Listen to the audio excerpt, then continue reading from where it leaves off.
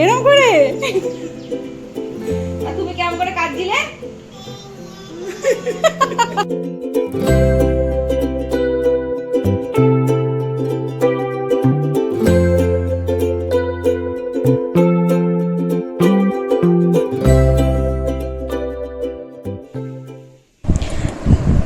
নমস্কার বন্ধুরা, আপনাদের স্বাগত আমার নতুন একটা ব্লগে।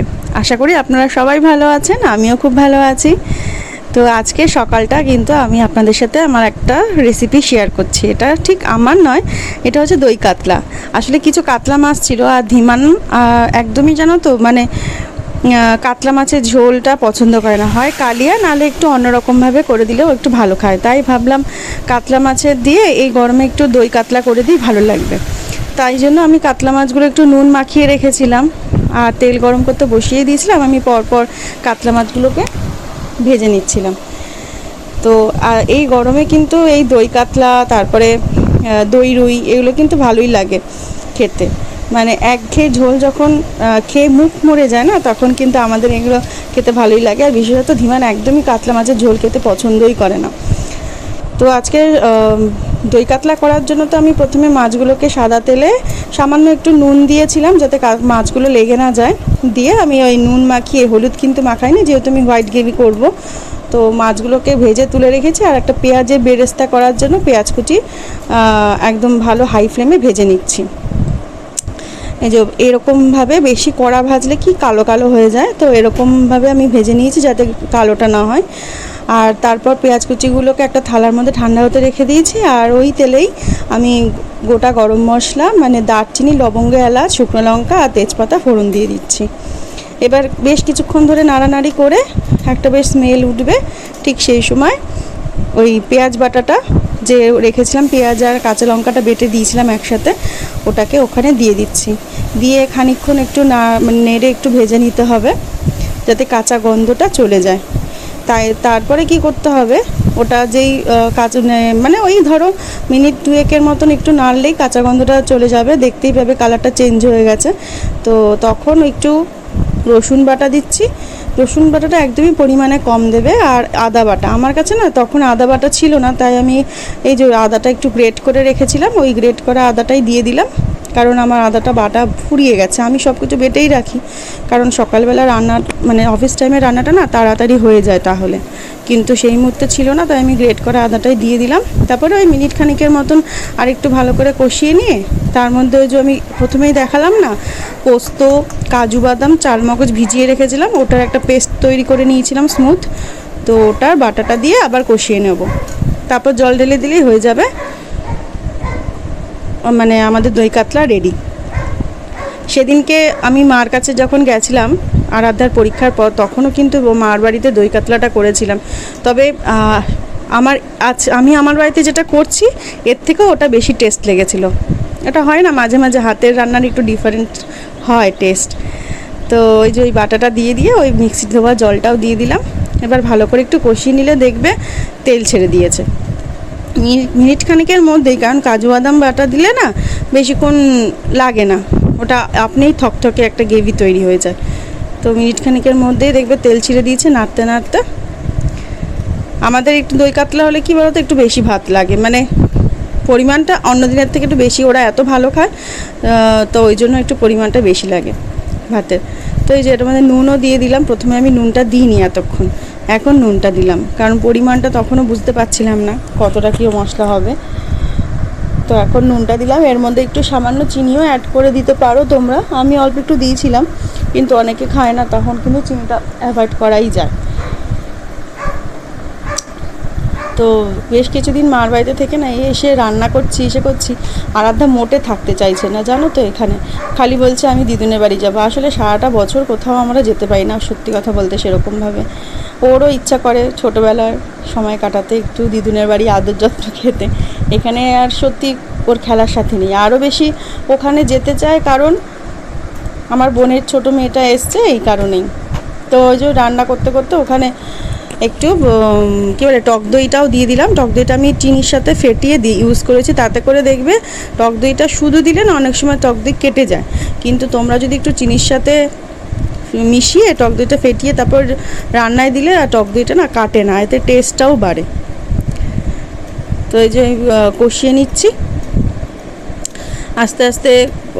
আজকে সেরকম কিছু করব না, কারণ আজকে আমি যাব হচ্ছে ওই বাড়িতে, কারণ আরাধ্যা আছে আজকে ওখানে, ওখান থেকে ওকে নিয়ে আসতে হবে। আর পাখিটাও ওখানে রয়েছে, জিনিসপত্র খানিকটা ওখানে রয়েছে, কিছু কেনাকাটাও করেছিলাম মার বাড়ি থেকে, সেগুলো সবই আছে, তোমাদের সাথে সবই শেয়ার করব পরে। তো ওই ওকে আনতে যেতে হবে, তাই জন্য আজকে সেরকম কিছু করব না, এই রান্নাটুকু তোমাদের সাথে ভালো একটু শেয়ার করি। এই যে দেখো, এই যে কষাতে কষাতে দেখো সাইড দিয়ে তেল ছাড়ছে, তো তখনই বুঝতে হবে যে কষানোটা একদম কমপ্লিট হয়ে গেছে, বুঝেছো? এরপরেই জল ঢেলে দিলেই হয়ে যাবে। আর একটা কথা, এই যে এই যে কষাচ্ছি এই সময় না সামান্য একটু বেরেস্তা অ্যাড করে দিলে না ভালো ফ্লেভারটা এনহ্যান্স করে মশলাটার মধ্যে। আমি তাই জন্য একটু বেরেস্তাও অ্যাড করে কষিয়েছিলাম, আর খানিকটা রেখে দিয়েছিলাম পরে গার্নিশিংয়ের জন্য দেব। এই যে আমি গরম জলটা ইউজ করতে প্রেফার করি এই রান্নায়, তো ওই জন্য গরম জল মিশিয়ে দিলাম পরিমাণ মতন। আমরা খুব বেশি ঘন গ্রেভি খাবো না, সামান্য মানে একটু ঝোল আর একটু ঘন এরকম মিশানো থাকবে, সেই অনুযায়ী আমি জলটা দিয়ে দিয়েছি। এবার ফুটে উঠলে মাছটা দিয়ে দেবো, ব্যাস হয়ে যাবে রান্নাটা। তো মা ওই জন্য বলছিল যে তুই যেতে হবে না, কিন্তু সত্যি কথা বলতে এখানে এসছি ওই যে এখানে যেহেতু আমার বরের আর শ্বশুরের মানে খাওয়া দাওয়ারই খুব প্রবলেম হয়ে যাচ্ছে, এই কারণে এখানে আসতে হয়েছে।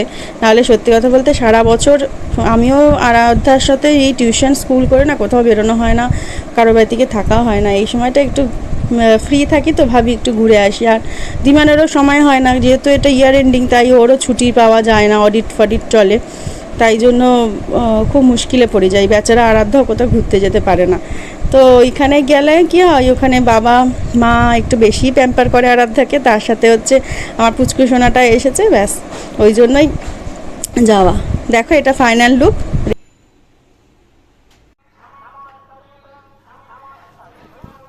Good evening, welcome back to my channel.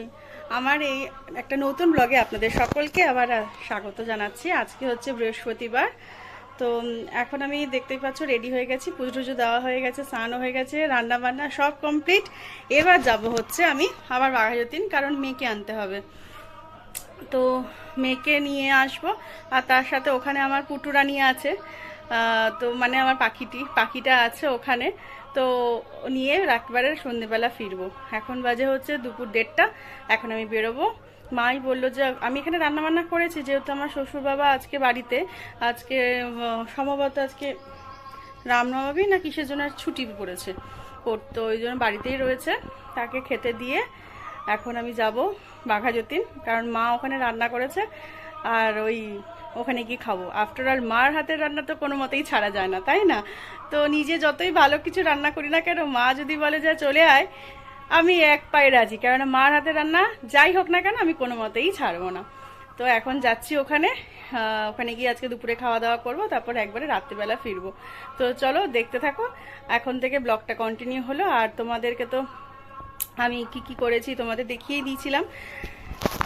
তো অনেকক্ষণ ধরে আমি অন ক্যামেরায় আসতে পারিনি, কারণ আজকে ভাবলাম যে পুরো কাজটা করে নিই, তারপরেই ক্যামেরাতে আসবো, তাই তাড়াতাড়ি করে কাজটা করছি। আফটার অল বাপের বাড়ি যাবো বলে কথা, তাই না? তো ঠিক আছে, চলো দেখতে থাকো, আশা করি ব্লগটা ভালো লাগবে। আর যদি ভালো লাগে থাকে তাহলে প্লিজ আমার চ্যানেলটাকে সাবস্ক্রাইব করে দেবে, আর পেজটাকে একটু ফলো করে দেবে। বাই। এই যে শ্বশুর বাবার ভাত বেড়ে নিয়েছি, এবার নিয়ে এখন দিয়ে আসবো, চলো।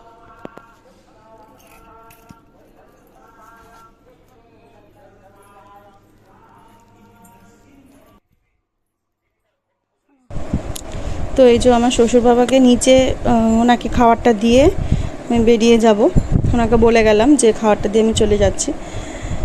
তো চলো এবার বেরোই, বেরিয়ে তোমাদের সাথে দেখা হচ্ছে।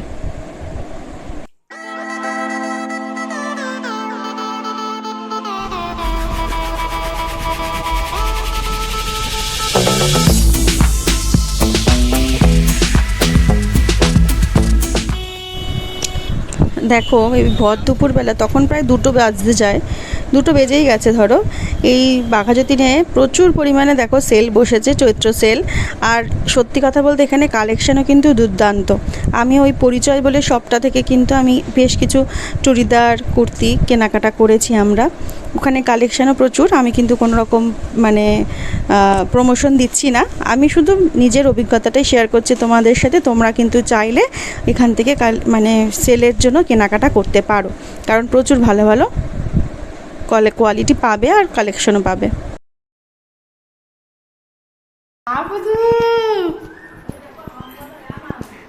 মাম্মা, তুমি কি করছো? তুমি কি করছো?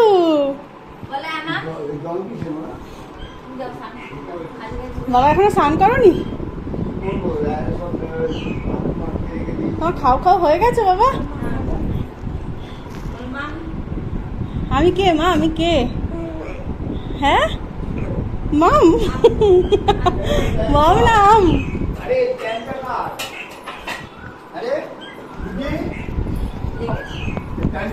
বাবা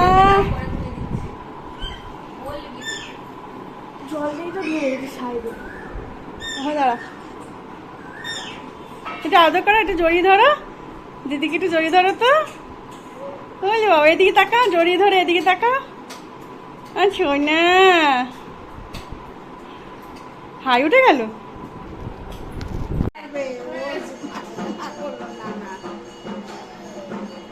কান ধরে নাও, কান ধরে নাও।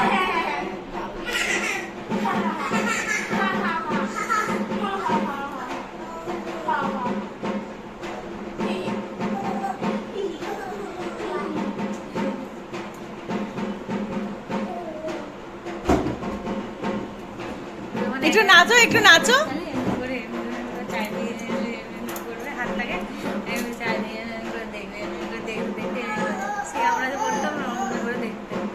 সকালবেলা কেউ থাকে না তো, বাবা ধর কাজ করছে, সারা ঘর ঘুরে বেড়াবে।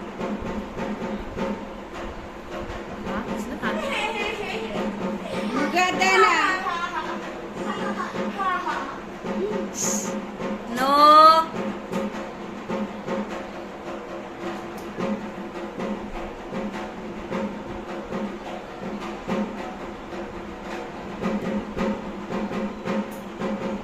উপরে আম করে নাচে, আর নিচে বলো তো জয় বলো, ওই তো ডল পুতুল নাচছে বল।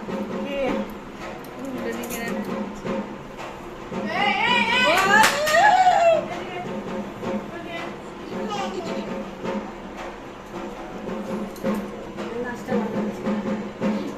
কিরম করে ঢিসুম কিরম করে মারে মামা?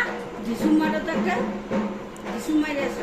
ওই দিদিকে একটা ঢিসুম মেরে এসো, যাও যাও ঢিসুম, যাও ঢিসুম, একটা ঢিসুম মেরে এসো, যাও। ওকে ঘরে না, মাথা ঘুরে পড়ে গেছে। বলো না আরো, ঢিসুম মেরে এসো, একটা ঢিসুম, হাতা মুট করে মুট করে, হ্যাঁ ঢিসুম ঢিসুম বাবা ঢিসুম ঢিসুম। নিজেরা নিচে না। ঢিসুম মারো ঢিসুম।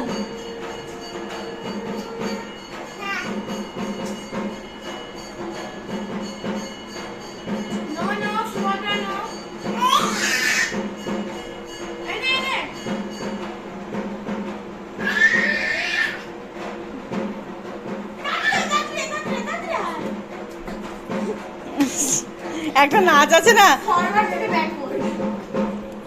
একটা নাচ আছে না, হাত দুটো সামনে দিয়ে পেছনটা কোমরটা এরকম করে, এরকম এরকম করে, ওইরকম ভাবে নাচে।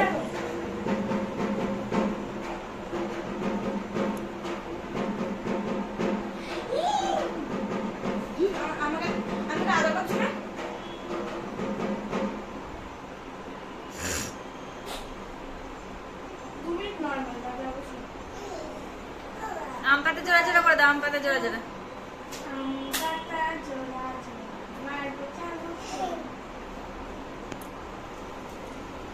দিদির দিদির পিঠে উঠে নাও তো, দোল দোল করে নাও। ওটা তুলে রাখো। সব বুঝি। এই চিরুনি রাখ।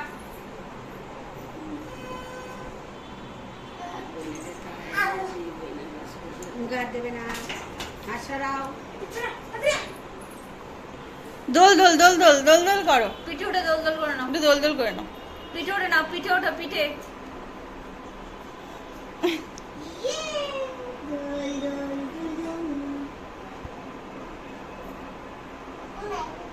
এই রে, এই, না না না, যা যা যা।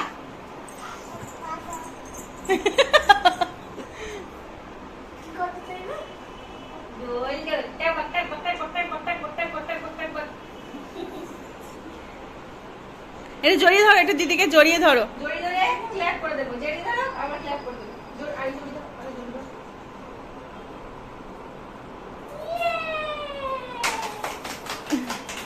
আবার আবার আবার আবার আবার আবার আবার করো। Very good.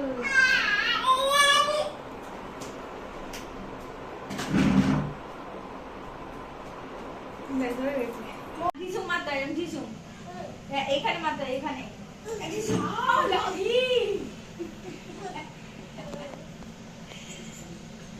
ঢিসুম, ঢিসুম, ঢিসুম, ঢিসুম, ঢিসুম। তুমি এবার মেরেছো, এবার কাঁদো, এবার কাঁদতে বলো, কাঁদো, কাঁদো।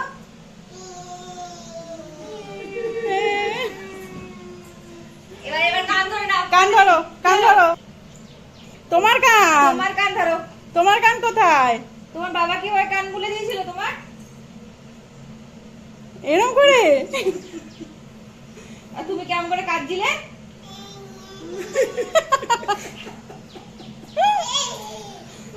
আর কেমন করে হাসে, মুখে হাত দিয়ে? মুখে কি করে হাত দিয়ে হাসে? এদিকে এদিকে দেখি। হাসো একটু, হাসো। বাবা ভয় পাচ্ছি।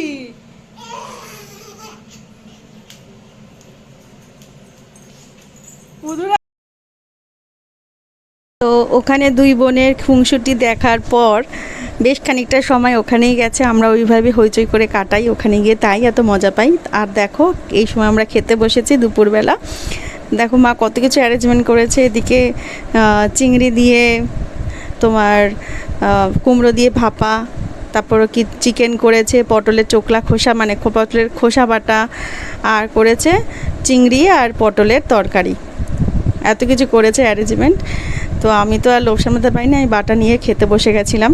তো খাওয়ার পর অনেকক্ষণ বেশ কিছু ভিডিও আমি করে উঠতে পারিনি, কারণ ওই টাইম স্পেন্ড করেছিলাম পুচকিটার সাথে, তারপর আর ভিডিও করা হয়নি। তারপরে এই সন্ধেবেলা মানে এখন 8টা সাড়ে 8টা বাজে, আমি তখন উবের ধরে পুটুকে নিয়ে আর সোনুকে নিয়ে এই বাড়ি ফিরছি। দেখো পুটু কী করছে, আসলে সে সারাটা সময় গাড়িটা নড়ছিল, ও না খুব ভয় পাচ্ছিল, ওই দিকে আর যাচ্ছিল না, ও আমার কাছে এসে চুপ করে বসেছিল। দেখো শক্ত করে ধরে রেখে ও ওরমভাবে বসেছিল। আর রাস্তাতে কিন্তু বেশ জ্যাম ছিল, মানে বাঘাযতীনের এলাকাটা তোমাদের প্রথমেই দেখালাম, দুপুর থেকেই পুরো খোলা ছিল। তো এখন সন্ধেবেলাটাতে প্রচুর জ্যাম ছিল, ওখানে অনেকক্ষণ দাঁড়িয়ে থেকে থেকে আসতে হয়েছিল, কারণ ওখানে চৈত্র সেলে প্রচুর লোকজন বেরিয়েছে কেনাকাটা করতে। তো এইভাবে আমি বাড়িও চলে এসেছি। এবার বাড়ি চলে এসে তো আর রাতের খাবারের বন্দোবস্ত করছি। আর তারপরে মাঝখানে একটু বেরিয়েও ছিলাম সবজি কিছু কেনাকাটা করতে, আর সোনু বলছিল মা একটু ফুচকা খাবো, তো ওই জন্য ফুচকা খেতে বেরিয়েছিলাম। তারপরে এসে এই যে ভাত বসাবো বলে চালটা ধুয়ে ভাতটা বসিয়েছি।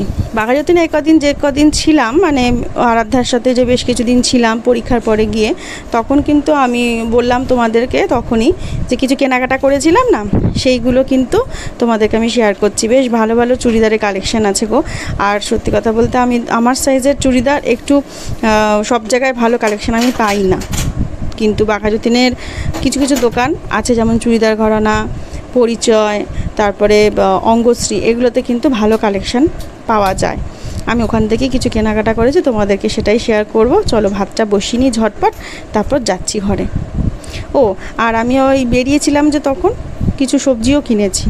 এই দেখো ধনে পাতা কিনেছি, ধনে পাতাটা না বাড়িতে ছিল কিন্তু পুরো হলুদ হয়ে শুকিয়ে গেছিলো, তাই জন্য কিছু কিনে নিয়ে এসেছি। মাছের ঝোলে একটু ধনে পাতা না হলে চলে বলো? আর আমার ধনে পাতার গন্ধটা এতটাই ভালো লাগে, আমি প্রায় ম্যাক্সিমাম রেসিপিতে ধনে পাতাটা ইউজ করি। আমাদের সবাই খুব ভালো খায় ধনে পাতাটা, মুড়ি মাখা বলো বা স্যান্ডউইচ বলো, এগুলোতে আমরা খুব ভালো খাই। আর একটা বাঁধাকপি এনেছি, একটা কাতলা মাছ যে করেছিলাম সকালে, ওটার মাছের মাথাটা রয়েছে বাঁধাকপি দিয়ে করব বলে। বাঁধাকপিটা এনেছি, আর মিষ্টি আলু ভাজা খেতে আরাধ্যা ভালোবাসে, তাই ওটা নিয়ে এসেছি। তো আমি চটপট করে ওই সকালে রান্নাটা বের করছি ফ্রিজ থেকে, আর এদিকে সব সবজিগুলোকে ঢুকিয়ে দিচ্ছি, কারণ বাইরে থাকলে তো শুকিয়ে যাবে। মানে দেখো মার্চের শেষের দিকে বলে কিছু নেই, মানে প্রচণ্ড গরম পড়েছে, কিন্তু বাইরে খাবার দাবার সবজিপাতি সবই নষ্ট হয়ে যাচ্ছে, এখন ফ্রিজ ছাড়া কোনো উপায় নেই।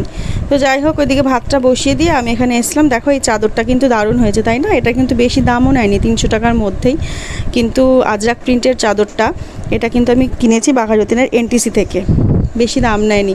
এটা অ্যাকচুয়ালি আমি কিনিনি, এটা আমাকে আমার বোন পয়লা বৈশাখে প্রেজেন্ট করেছে। তো বললো দিদি তুই প্রত্যেক বছরই তো এটা ওটা দিই, তার থেকে তুই চুড়িদার এবারে তুই বেড কাভারটা নে। তাই বেড কাভারটা দিয়েছে আমাকে একটা আর মাকে একটা। আমার তো এটা নিজে পছন্দ করে নিয়েছি, খুব বেশ পছন্দ হয়েছে। তোমরাও গিয়ে দেখতে পারো, এনটিসিতে দারুণ দারুণ কালেকশন এসছে। বাঘাযতীন স্কুলের ঠিক অপোজিটের দোকানটা গীতা স্টোর্স, ওটাকে এনটিসি বলে, তোমরাও গিয়ে দেখতে পারো। আর দেখো এই যে এই সালোয়ারটা নিয়েছে, এই সালোয়ারটার হাতা আছে 3/4, ওটা লাগাতে হবে। এটা কুর্তি অ্যাকচুয়ালি, এটা সালোয়ার না, ওয়ান পিস যেটা বলে কুর্তি ওটা। আর ওটার দামও বেশি নেয়নি, পরিচয়তে তো সেল চলছে 50% ডিসকাউন্টে, তো ওটা নিয়েছি। আর তার সাথে একটা 3 পিস নিয়েছি। এই 3 পিসগুলো রেগুলার স্কুলে পরে যাওয়ার জন্য না খুব ভালো। এটা বেশি দাম নেয়নি, 370 টাকা না 360 টাকার মধ্যে 3 পিস। আর কোয়ালিটিটাও দারুণ, কটনের।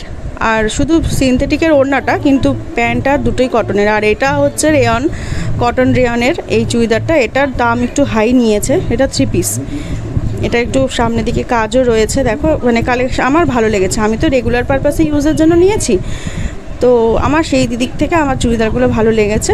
তোমাদের কেমন লাগলো অবশ্যই কিন্তু কমেন্ট করে জানিও। এই যে এটার সাথে দেখো এই ওড়নাটা, এটার কাপড়টাও সত্যি খুব ভালো, তবে এটার সাইজটা একটু বড় হয়ে গেছে, আমার থেকে অনেকটা বড়। এটাকে একটু অল্টার করতে হবে, না হলে পরা যাবে না। তো যাই হোক, তোমাদেরকে দেখিয়ে দিলাম কী কী কেনাকাটা করেছে। আরাধ্যার দিদুন একটা জুতো কিনে দিয়েছে, কিন্তু মুশকিল হচ্ছে এতটাই বড় নিয়েছে যে ও মানে ওর পায়ের থেকে অনেকটাই বড় হয়ে গেছে, একটু খুলে খুলে হাঁটতে গেলে খুলে যাচ্ছে। এখন চেঞ্জ তো করা যাবে না, আমি তাই ওর বাবাকে দেখাচ্ছিলাম। আর এই জামা কাপড়গুলো তো আর ভাঁজ করে রেখে যেতে পারিনি, তখন তাড়াতাড়ি করে বেরিয়ে গেছিলাম বৃহস্পতিবারে পুজো টুজো দিয়ে। তো এখন ওই জন্য টিভি দেখতে দেখতে ভাঁজ করে নিচ্ছি। আর কি, এখন তো পড়াশোনা নেই, এখন ওই জন্য একটুখানি সময় পাই এইগুলো মানে টিভিটা দেখার। না হলে পড়া আবার স্টার্ট হয়ে গেলে, পড়ার মানে সেশন শুরু হয়ে গেলে আবার আগের মতন মানে রুটিন লাইফস্টাইল চলে আসবে। তো চলো, আমি ভাঁজ করতে করতে এখানেই ব্লগটা শেষ করব, আর বেশি ব্লগটা কন্টিনিউ করছি না। তোমাদের আজকের ব্লগটা কেমন লাগলো অবশ্যই কমেন্ট করে জানিও। আর যদি ভালো লেগে থাকে তাহলে প্লিজ আমার চ্যানেলটাকে সাবস্ক্রাইব করো, আর পেজটাকে একটু ফলো করে দিও, আর একটা লাইক করতে কিন্তু ভুলো না। আর কমেন্টে জানিও তোমাদের আজকের আমার কেনাকাটাগুলো কেমন লাগবে। তো চলো, ওইদিকে কাপড় জামা ভাঁজ করতে করতে আমার ভাতও হয়ে গেছে, নামিয়ে দেখা হচ্ছে পরবর্তী একটা ব্লগে।